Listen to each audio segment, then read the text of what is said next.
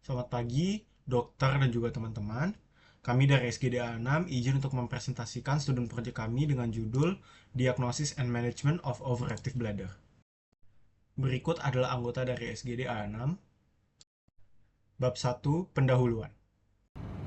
Perkenalkan, saya Niktut Pradnya Paramta Karyadi dengan 3 digit NIM akhir 011. Izin untuk menjelaskan dari latar belakang. Overactive bladder adalah sindrom klinis ditandai urgensi berkemih, seringkali disertai peningkatan frekuensi miksi siang dan malam hari dengan atau tanpa inkontinensia, tanpa infeksi atau kelainan anatomis. Meski tidak mengancam jiwa, overactive bladder ini berdampak besar terhadap kualitas hidup fisik, psikologis, dan sosial. Kondisi ini dapat dialami oleh pria maupun wanita, dengan prevalensi meningkat seiring usia. Rendahnya kesadaran, stigma, dan anggapan bahwa gejala adalah proses penuaan normal menyebabkan banyak kasus yang tidak terdiagnosis. Jadi kajian ini bertujuan untuk memberikan pemahaman menyeluruh tentang overactive bladder, mulai dari definisi, epidemiologi, faktor risiko, patofisiologis, diagnosis, hingga tata laksana guna mendukung deteksi dini dan penanganan yang tepat. Baik, perkenalkan saya Keja Kalisa dengan NIM akhir 127. Saya izin untuk melanjutkan. Berdasarkan latar belakang tadi, kami menemukan beberapa rumusan masalah.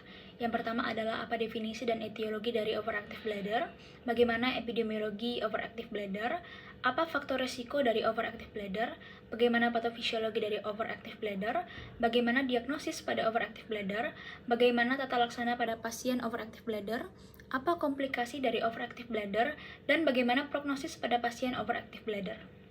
Berdasarkan rumusan masalah yang telah disampaikan, maka terdapat tujuan dari penulisan student project ini, yaitu yang pertama adalah untuk mengetahui definisi dan etiologi dari overactive bladder, untuk mengetahui epidemiologi overactive bladder, lalu selanjutnya untuk mengetahui faktor risiko dari overactive bladder, untuk mengetahui patofisiologi dari overactive bladder, untuk mengetahui diagnosis pada overactive bladder, untuk mengetahui tata laksana pada pasien overactive bladder, untuk mengetahui komplikasi dari overactive bladder, dan juga untuk mengetahui prognosis pada pasien overactive bladder.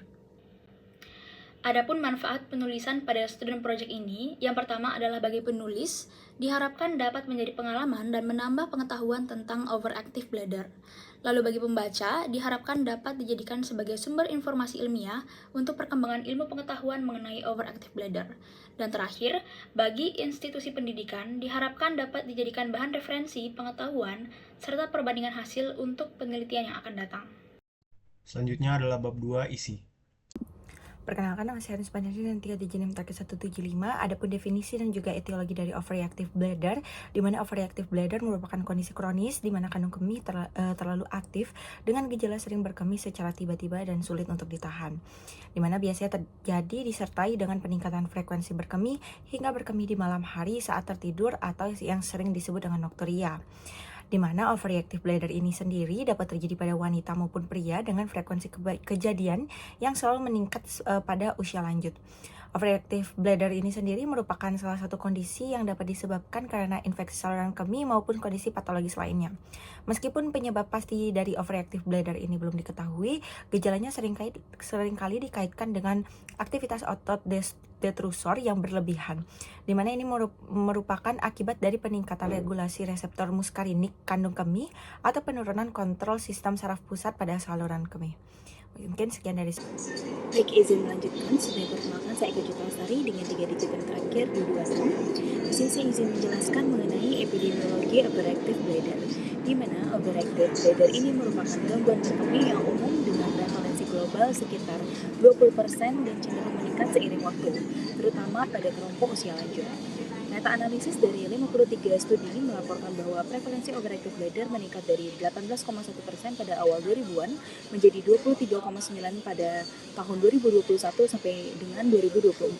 Dengan angka lebih tinggi pada wanita yaitu 21,9% dibandingkan pria yaitu 16,1%. Overactive bladder tanpa inkontinensia lebih sering terjadi pada pria, sedangkan overactive bladder dengan inkontinensia lebih banyak ditemukan pada wanita, terutama pada setelah usia 44 tahun. Adapun faktor risiko dari overactive bladder ini meliputi usia lanjut, obesitas, diabetes mellitus, hipertensi, serta status ekonomi yang rendah itu termasuk. Mungkin sekian dari saya, terima kasih. Izin melanjutkan terkait dari faktor risiko overreactive bladder atau OAB. Sebelumnya perkenalkan, saya Nabila Rizkyta Aurelia dengan NIM AHIR158. Faktor risiko yang umum diketahui itu usia. Faktor risiko lain ditemukan bahwa pada wanita prevalensi gejala meningkat setelah menopause karena penurunan kadar estrogen. Sedangkan pada pria, pengaruh hormonal terhadap penyakit ini masih belum ditemukan secara pasti. Beberapa faktor lain juga dapat berperan. Yang pertama, obesitas, BMI di atas 30 kg per meter kubik. Penelitian menunjukkan hubungan yang kuat antara obesitas dan juga OAB pada pria maupun wanita. Hal ini dapat dikaitkan dengan beberapa mekanisme seperti peradangan dan juga stres oksidatif. Yang kedua, kondisi kesehatan mental. Gangguan seperti kecemasan dan depresi merupakan faktor risiko tinggi untuk OAB. Kondisi ini mungkin terkait melalui hormon faktor pelepasan kortikotropin atau CRV. Yang ketiga, gangguan gastrointestinal. Paling umum terjadi pada sekitar sepertiga pasien OAB adalah irritable bowel syndrome. Yang keempat, disfungsi sistem saraf otonom. Ketidakseimbangan dalam regulasi otonom mungkin terlibat. Yang kelima, faktor gaya hidup dan juga pola makan. Sleep apnea, perubahan mikrobiota pada urin, perokok, asupan kafein yang tinggi, konsumsi pemanis buatan, alkohol, makanan pedas, dan minuman asam juga dapat menyebabkan OAB. Mungkin sekian dari saya.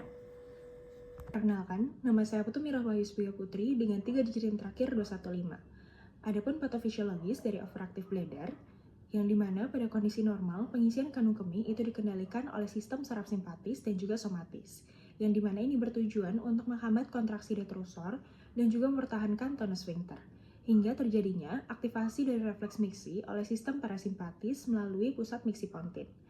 Sedangkan pada kondisi patologis atau overactive bladder, itu terjadi kontraksi detrusor yang tidak terkendali, akibat adanya gangguan jalur inhibisi supraspinal atau neurogenik dan juga hiperaktivitas sensoris vesika atau yang dapat terjadi secara idiopatik, yang dimana ini dimediasi oleh peningkatan aktivitas saraf C, pelepasan ATP, perubahan ekspresi reseptor purogenik dan juga muskarinik, serta terjadinya remodeling jaringan kandung kemih.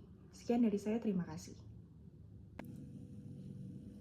Baik, sebelumnya perkenalkan nama saya Niwayan Loyang Ayani dengan 3 digit NIM terakhir 034. Adapun diagnosis overactive bladder ditegakkan berdasarkan gejala khas, yaitu urgensi berkemih berupa dorongan mendesak atau buang air kecil, peningkatan frekuensi buang air kecil baik pada siang maupun malam hari atau nokturia, dan dengan atau tanpa inkontinensia urgensi.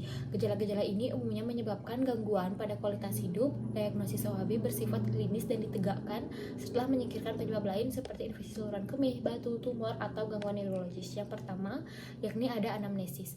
Bertujuan untuk mengidentifikasi gejala khas, dokter menilai sejak kapan gejala muncul, seberapa sering terjadi, dan dampaknya terhadap aktivitas harian. Riwayat medis ditelusuri termasuk penyakit kronis, operasi, dan penggunaan obat, misalnya diuretik. Gaya hidup seperti pola minum, konsumsi kafein atau alkohol, serta kebiasaan berkemih juga dievaluasi. Yang kedua, terdapat pemeriksaan fisik, meliputi pemeriksaan abdomen, panggul, dan rektal untuk mengevaluasi massa pembesaran organ atau prolaps. Pemeriksaan neurologis dilakukan jika dicurigai penyebab neurogenik. Kemudian yang ketiga ada bladder diary, yang mana ini pasien diminta mencatat waktu, frekuensi, volume buang air kecil, episode urgensi, dan inkontinensia selama beberapa hari untuk membantu menilai pola dan tingkat keparahan gejala. Kemudian terdapat pemeriksaan laboratorium. Pemeriksaan ini meliputi urinalisis untuk mengevaluasi kemungkinan ISK atau hematuria. Pemeriksaan darah dilakukan bila dicurigai kondisi sistemik lain seperti diabetes. Dan yang kelima ada pemeriksaan penunjang lain, dilakukan untuk memastikan diagnosis dan menyingkirkan penyebab lain. USG kandung kemih digunakan untuk mengukur sisa urin setelah berkemih dan mengidentifikasi massa atau kelainan struktural. Kemudian ada tes urodinamik seperti CMG, uroflometri, dan elektromiografi untuk menilai kapasitas kandung kemih, adanya overaktivitas otot detrusor, pola aliran urin, dan fungsi otot dasar panggul. Sistoskopi dilakukan bila dicurigai adanya kelainan anatomi atau tumor pada saluran kemih bagian bawah. Kemudian yang keenam ada kuesioner gejala. Penggunaan kuesioner gejala ini tervalidasi dapat membantu mengidentifikasi dan meningkatkan dan menilai tingkat keparahan OAB. Kemudian yang ketujuh, yang terakhir itu ada diagnosis banding. Sebelum menegakkan diagnosis OAB, penting untuk terlebih dahulu menyingkirkan kemungkinan penyebab lain seperti ISK, batu, tumor, gangguan neurologis, atau efek samping obat. Baik, sekian akan dilanjutkan oleh teman saya. Baik, terima kasih atas kesempatannya. Perkenalkan, saya Nima Dihardana Raisvari dengan 3 digit terakhir 082. Pada kesempatan kali ini, saya mohon izin untuk menjelaskan terkait tata laksana overactive bladder. Secara umum, tata laksananya ada 2, yaitu ada non-operatif dan juga ada yang operatif. Yang tata laksana non-operatif itu yang pertama adalah behavioral therapist, di mana terapi ini biasanya bertujuan untuk menurunkan urgensi untuk berkemih dan menurunkan frekuensi terjadinya nokturia atau berkemih di episode tidur di malam hari. Biasanya beberapa contoh latihannya adalah seperti melakukan pelvic floor muscle training, yaitu seperti Kegel exercise, bisa juga melakukan biofeedback atau vaginal weight training, dan juga berbagai latihan lainnya. Selain itu, di behavioral therapy ini biasanya juga diajarkan untuk mengatur pola hidupnya. Kemudian yang kedua adalah terapi farmakologikal. Di sini untuk pilihan lini pertama untuk obatnya itu dipilih adalah golongan antimuskarinik, yang mana obat ini akan bekerja untuk memblokir muskarinik reseptor sehingga dapat menghambat konstruksi detrusor yang bersifat involunter. Beberapa contoh antimuskarinik yang sering digunakan itu adalah oksibutinin, tolterodin, solifenasin, dan juga beberapa jenis lainnya. Dimana di sini untuk golongan ini sendiri memiliki efek samping seperti terjadinya konstipasi, palpitasi, aritmia, takikardia, dan juga gangguan kognitif. Lini kedua yang dapat dipilih itu adalah beta 3 agonis, yaitu seperti mirabegron, dimana biasanya pilihan lini kedua ini ditujukan bagi yang tidak cocok dengan lini pertama atau mungkin kurang efektif jika memakai lini pertama. Mirabegron ini sendiri juga atau beta 3 agonis ini biasanya memiliki efek samping yang lebih minimal dibanding juga dengan antimuskarinik. Kemudian saran selanjutnya juga bisa mengkombinasikan antara si antimuskarinik dan juga beta 3 agonis, di mana pada beberapa penelitian juga menunjukkan bahwa kombinasi antar kedua ini memberikan efek yang lebih signifikan dibandingkan dengan monoterapi. Kemudian selanjutnya yang dapat dipilih di terapi tata laksana non-operatif itu adalah botulinum toksin A atau Botox A, dimana biasanya ini diberikan apabila memang behavioral terapi dan juga terapi farmakologikal juga gagal. Akan tetapi terapi ini memiliki kekurangan karena harus diinjeksikan secara berulang dengan rentang waktu sekitar setiap 6 sampai dengan 9 bulan sekali. Selanjutnya saya akan membahas terkait tata laksana operatifnya. Yang pertama di sini adalah sacral neuromodulation. Biasanya pasien yang gagal menjalani terapi konservatif dan juga farmakologikal maka akan disarankan untuk melakukan terapi ini selanjutnya. Biasanya metode ini menggunakan elektroda berbahan timah yang akan diletakkan di foramen sakral 3 atau 4, di mana dilakukannya ini dengan secara perkutan dengan bantuan fluoroskop, di mana nantinya elektroda ini akan mengeluarkan listrik yang akan menstimulasi sacral spinal nerve yang menginervasi vesika urinaria, ureteral sphincter, dan juga pelvic floor muscle. Terapi ini juga dapat menimbulkan beberapa efek samping atau komplikasi seperti adanya nyeri, pendarahan, dan juga infeksi. Kemudian yang kedua adalah pilihannya adalah posterior tibial nerve stimulation, di mana seperti namanya ini dia akan menghantarkan stimulasi listrik ke pusat micturici yang ada di sakrum melalui fine needle, di mana biasanya fine needle ini akan dimasukkan tepat di atas sisi medial pergelangan kaki atau tepat di bagian posterior tibial. Secara umum PTNS ini sendiri ada dua, yaitu ada yang metode perkutan dan ada juga yang metode transkutan. Biasanya untuk perkutan itu sendiri dijadikan opsi untuk pasien yang rawat jalan karena memiliki risiko yang lebih rendah. Namun perkutan ini sendiri dapat menyebabkan pendarahan ringan, rasa tidak nyaman, dan juga inflamasi kulit akibat diletakkannya fine needle tersebut. Kemudian yang selanjutnya itu adalah augmentation cytoplasty, di mana kalau misalnya tadi yang seluruh terapi yang diberikan, baik yang itu tata laksana non operatif ataupun tata laksana operatif sebelumnya, yaitu seperti sacral neuromodulation dan juga posterior tibial nerve stimulation itu gagal, maka dilakukan augmentasi cytoplasty, di mana proses ini dilakukan dengan cara menambahkan 10 sampai dengan 15 cm dari lengkung usus halus, biasanya yang dipilih itu adalah ilium, ke dalam permukaan intraluminal dari vesika urinaria itu sendiri. Terapi ini juga dapat dilakukan pada anak-anak dengan kapasitas rendah yang memiliki compliance detrusor yang rendah dan juga pada kasus-kasus refractor overactive bladder. Terapi ini sendiri dia sudah terbukti nyaman dan tidak menimbulkan efek metabolis juga bagi anak-anak. Perkenalkan, nama saya Aldo Mentor Trambi dengan 3 Jentera 235. Di sini saya akan membahas mengenai komplikasi overactive bladder. Yang pertama adalah inkontinensia urgensi, di mana penderita overactive bladder dapat memiliki inkontinensia urgensi, yaitu penderita tidak mampu untuk menahan rasa ingin berkemih, sehingga apabila muncul rasa ingin berkemih, penderita harus langsung berkemih dan bahkan bisa langsung berkemih walaupun belum siap. Yang kedua adalah penurunan kualitas hidup, di mana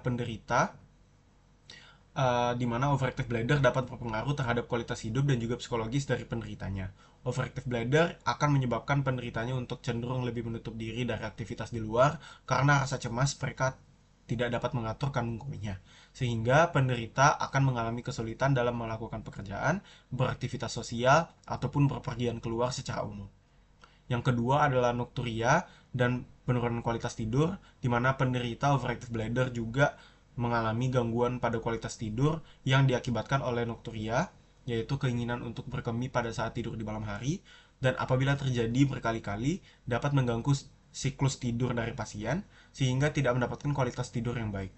Lalu selanjutnya adalah risiko jatuh, di mana penderita dengan overactive bladder memiliki risiko yang lebih tinggi untuk terjatuh karena urgensi berkemih yang mempengaruhi cara jalan dan juga fokus penderita saat berjalan, sehingga lebih berisiko untuk terjatuh. Risiko untuk jatuh semakin meningkat dengan usia yang lebih lanjut dan juga semakin kualitas dan kuantitas keluhan yang dimiliki penderita. Mungkin sekian dari saya, terima kasih. Baik, terima kasih atas waktu yang diberikan kepada saya. Perkenalkan, nama saya Kadeditya Pemana dengan 3 digit NIM terakhir 197. Di sini saya akan membahas mengenai prognosis overactive bladder. Di mana overactive bladder merupakan penyakit kronis yang tidak mengancam jiwa, namun mengganggu kualitas hidup pasien dari segi fisik ataupun mental pasien. Di mana baik atau buruknya prognosis overactive bladder ini biasanya ditentukan oleh beberapa faktor seperti usia pasien, tingkat keparahan gejala yang dialami pasien, pengobatan ataupun treatment yang dia jalani pasien, dan faktor lainnya. Jika dilihat dari segi usia, pasien lansia cenderung memiliki prognosis yang kompleks dibanding pasien yang umurnya relatif muda. Pasien overactive bladder yang memiliki penyakit neurologis seperti stroke, Parkinson, dan penyakit neurologis lainnya memiliki prognosis yang buruk. Namun, pasien yang mengalami penyakit ini yang ditangani lebih awal dan dengan penanganan yang sesuai, maka prognosisnya cenderung lebih baik.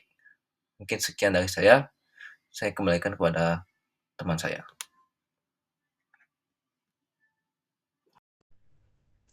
Selanjutnya adalah bab 3, yaitu penutup. Baik, saya izin untuk diajukan presentasi. Selain perkenalkan, nama saya Dwi Nurcana Surya dengan 3 digit NIM 13. Saya izin untuk melakukan penjelasan mengenai kesimpulan dan juga saran. Adapun kesimpulan dari studi project kali ini, overactive bladder merupakan sindroma klinis yang ditandai dengan gejala urgensi berkemih, disertai dengan frekuensi dan juga nokturia, dengan atau tanpa inkontinensia urgensi, serta tanpa ISK ataupun kelainan patologis lainnya. Overactive bladder menjadi penyakit dengan prevalensi tinggi terutama pada usia lanjut, dan juga berdampak besar terhadap kualitas hidup yang dapat terus meningkat dengan berbagai faktor risiko seperti usia tua, kelainan neurologis, obesitas, kafein, dan juga gangguan saluran kemih lainnya. Patofisiologi OAB melibatkan ketidakseimbangan saraf simpatis dan juga parasimpatis, perubahan regulasi sistem saraf pusat, serta hipersensitivitas dari otot detrusor yang dapat ditegakkan diagnosisnya melalui gejala klinis, penggunaan instrumen penilaian seperti Voiding Diary, dan juga kuesioner gejala, serta pemeriksaan penunjang seperti urinalisis, urodinamik, dan juga USG. Komplikasi yang sering terjadi yakni penurunan kualitas hidup, gangguan tidur, kecemasan, dan juga peningkatan risiko jatuh terutama pada usia lanjut sehingga penanganannya bersifat multimodal dan dimulai dari terapi dan operatif seperti perubahan gaya hidup, latihan otot dasar panggul, dan juga farmakoterapi seperti antimuskarinik dan juga agonis beta 3 hingga intervensi invasif seperti neuromodulasi dan juga injeksi botulinum toksin. Namun jika terapi multimodal konservatif tidak memberikan hasil, maka pendekatan operatif dapat dijadikan menjadi pilihan terakhir. Baik, adapun saran dari student project kali ini, yakni student project ini memberikan gambaran komprehensif mengenai aspek klinis dan juga penata laksanaan dari OAB.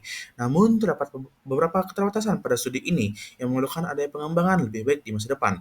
Adapun saran pengembangan dari studi ini, yakni diperlukannya penelitian lebih lanjut untuk memperkuat bukti kausalitas antara faktor risiko tertentu pada kejadian OAB. Pembahasan mengenai penanganan OAB secara holistik urosistem yang melibatkan banyak pihak, serta pembahasan mengenai upaya preventif dan juga inovasi terapi terbaru untuk mencegah komplikasi lebih lanjut dari OAB.